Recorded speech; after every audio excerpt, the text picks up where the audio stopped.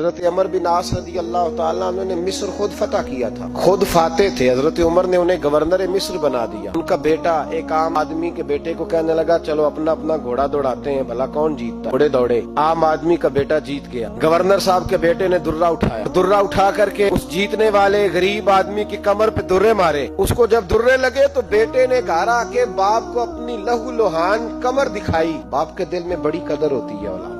درجے تو لوگ ماں کے بیان کرتے رہتے ہیں، لیکن جتنا باپ پیار کرتا ہے اس کا بھی تقاضا کوئی کر نہیں سکتا۔ والد نے جب دیکھا نا لہو لوہان ہے گردن، تو والد چیخے، روئے، اور پھر پتہ نہیں اگلے 1.5 منٹ میں اس بچے کے والد کو کیا ہوا، اس نے آنسو پونچھے اور بیٹے کو کہنے لگا میرے گھوڑے کے پیچھے بیٹھ۔ کہا کدھر جانا ہے؟ فرمانے لگے یہ ظلم کا دور نہیں، یہ عمر کا دور ہے۔ ہاں ایسی بات ہے کوئی جو مرضی کر جائے؟ بیٹھ میرے گھوڑے پہ۔ آدھی رات کے وقت پہنچے مدینے اور باہر جا کے وہ آدمی پکارنے لگے، کہنے لگے عمر باہر آؤ، نکلو خوابگاہ سے۔ جب غریبوں پہ ظلم ہو تو پھر حکمرانوں کو سونے کی اجازت نہیں ہوا کرتی، باہر آؤ۔ فاروق اعظم آدھی رات کو اٹھ کے آیا، ہوا عمر دیکھ یہ بیٹا جو میں نے اپنے منہ کے نوالے کھلا کھلا کے پالا ہے، ذرا میرے لال کی پشت دیکھ، تیرے دور حکومت میں یہ حال ہوگا۔ حضرت فاروق اعظم نے کہا جاؤ بلا کے لاؤ فاتح مصر کو۔ حضرت عمر بن عاص بیٹے سمیت آئے۔ جناب فاروق اعظم فرمانے لگے مجمع میں کھڑا کر کے، فرمایا کیوں مارا تو نے اس کو؟ گردن جھک گئی۔ فرمایا تو گورنر کا بیٹا تھا اس لیے مارا ہے؟ اس غریب آدمی کے بچے کو کہا درے پکڑ اور گورنر کے بیٹے کو اس کے سامنے مار، اور اتنے مار کے اسے سمجھ آئے۔ اس کو درے لگ رہے تھے تو لوگ دیکھ رہے تھے۔ تھوڑی دیر گزری تو حضرت سیدنا عمر فاروق رضی اللہ تعالیٰ عنہ نے فرمایا گورنر مصر کو بھی سزا دو، اس کے کپڑے اتروا کے اسے ٹاٹ کا لباس پہناؤ۔ لوگ کہنے لگے حضور گورنر صاحب کی کیا غلطی؟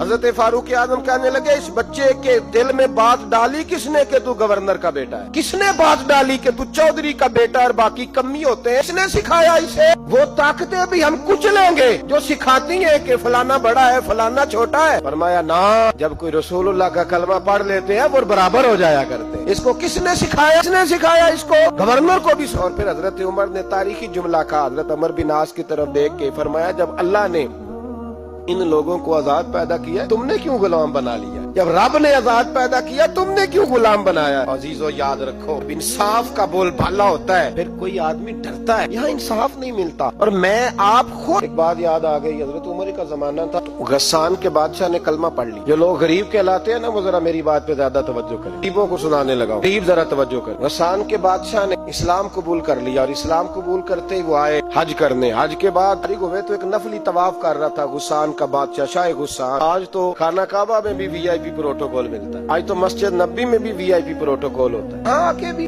دیکھتے صحیح تو کھڑا کہاں؟ یہاں بھی پولیس والوں نے بازو پکڑے، سوچو تو صحیح یہ حال کر دیا تم نے مذہب کا۔ طواف کعبہ ہو رہا، اور غسان کے بادشاہ نے جبہ پہنا ہوا ہے باریک اور لمبا، وہ طواف کعبہ کر رہا تھا تو ایک غریب آدمی کا پیر اس کے جبے پہ آ گیا۔ جب پیر آیا تو اس نے پلٹ کے غریب کے منہ پہ تھپڑ مارا۔ جب تھپڑ مارا تو اس غریب نے سیدنا فاروق اعظم کی عدالت میں مقدمہ کر دیا کہ بادشاہ نے تھپڑ مارا۔ حضرت عمر فاروق رضی اللہ تعالیٰ عنہ نے بادشاہ کو بلایا، فرمایا تو نے اس غریب کو مارا ہے؟ کہا جناب اس نے پیر رکھا تھا۔ تو فرمایا پیر رکھا تھا تو کیا ہو گیا؟ تو نے کیوں لمبا جبہ پہنا تھا؟ تجھے سمٹ کے چلنا چاہیے تھا۔ کہا میرے لیے حکم کیا ہے؟ حضرت عمر کہنے لگے یہاں اسے رات میں راضی کر لے، ورنہ صبح اسی جگہ اسی کونے میں کعبہ کے سائے میں وہ غریب تیرے منہ پہ تھپڑ مارے گا اور تجھے تھپڑ کھانا پڑے گا۔ غریبوں سنو، ساری رات وہ غسان کا بادشاہ غریب کی منت کرتا رہا، تو راضی ہو جا۔ غریبوں تم سے شکوہ ہے، تم 2-4 لاکھ پہ راضی ہو جاتے ہو۔ غریبوں تم سے شکوہ ہے، تم انصاف ہونے نہیں دیتے۔ غریبوں تم تھوڑی تھوڑی بات پہ مطمئن ہو جاتے ہو، تھوڑی تھوڑی بات۔ جتنے غریب تن ہے آسوں سے دور دور، اتنی ہی چادریں میں مزاروں سے چھین لوں، جتنے غریب گھر ہے اجالوں سے دور دور، اتنی ہی روشنی میں ستاروں سے چھین لوں۔ اتنی تو ہمتیں ہو میری کم سے کم بلند، شاہوں کے تاج فخر اشاروں سے چھین لوں۔ تمہاری زیادتی ہے، تم نے ظلم پروان چڑھایا ہے۔ جب تم چودھری کے کہنے پر ایم این اے کے کہنے پہ راضی ہو جاتے ہو، انصاف ہونے نہیں دیتے۔ ڈٹنا سیکھو، کھڑے ہونا سیکھو۔ اب اسے کہا نا راضی ہو جا، تو وہ غریب کہنے لگا میں راضی ہو جاؤں اور کل تو کسی اور کو بھی تھپڑ مارے؟ فرمایا جتنی تیرے پاس دولت ہے لا کے قدموں میں رکھ، ہم دولتوں کی پرواہ गवाह इसलिए नहीं करते कि हमने मोहम्मद अरबी का चेहरा देखा हुआ है, अब मेरी निगाहों में जचता नहीं कोई, इसलिए कि जैसे मेरे महबूब है वैसा लेना छोड़ दो, तुम असर बड़ा लेते हो। हाँ, तुम्हारे ऊपर चीजें असर अंदाज होती हैं, इसलिए इंसाफ नहीं हो। डटना सीखो, बड़े होना सीखो। जो भाई डट जाता है ना वो बड़े कमाल कर जाया करता है। सारी रात मनाता रहा। हजरत उमर से कहने लगा वो नहीं मानता, तो जनाब उमर कहने लगे फिर तैयारी कर, हम बादशाह नहीं देखेंगे, दौलत नहीं देखेंगे, हम रसूलुल्लाह का दीन देखेंगे, हम नबी पाक का निजाम देखेंगे। बादशाह रात को दौड़ गया, भाग गया, जाके ईसाई हो गया। लोगों ने कहा इतना कीमती आदमी उमर ने जाया कर दिया। फरमाया चुप करो, मैंने कोई चीज जाया नहीं की, मैंने तो अपने रसूल का दीन बचा लिया है, कोई शायद जाया नहीं हुई। मैं फिर कहूंगा इस अदल के नुकसान में हर आदमी बराबर का शरीक है।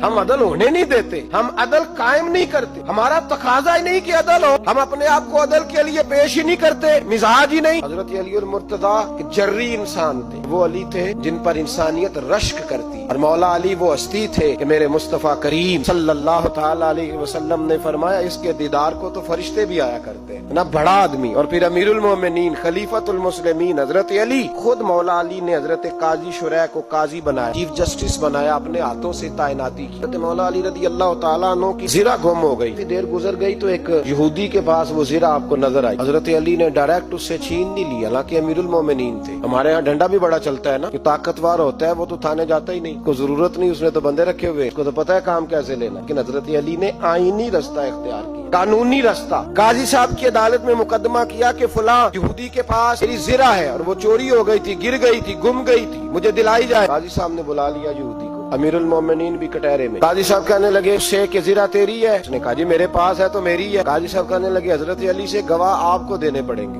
मुकदमा आपने किया है, अगरचे वो अमीरुल मोमिनीन है, गवाह अमीरुल मोमिनीन आपने देने हैं, क्योंकि मुकदमा आपने दायर किया है। तो हजरत अली कहने लगे मेरा बेटा हसन गवाही देगा कि मेरी, मेरा गुलाम कंबर गवाही देगा। काजी साहब कहने लगे हुजूर इनकी गवाही दुरुस्त तो है पर मैं नहीं तस्लीम करता, इसलिए कि बेटे तो बाप के हक में बोला ही करते हैं, नौकर तो आकाओं के हक में बोलते ही हैं, चाहे कोई गैर जानबदार बंदा लेके आए जो गवाही दे। तो हजरत अली खामोश हो गए, कहने लगे अभी मेरे पास ऐसा कोई गवाह नहीं। काजी साहब कहने लगे चलें फिर आप यहूदी को राजी करें, आपने क्यों बिला वजह घसीटा अदालत, राजी करें, इंसाफ का तकाजा है। हजरत अली करीब गए,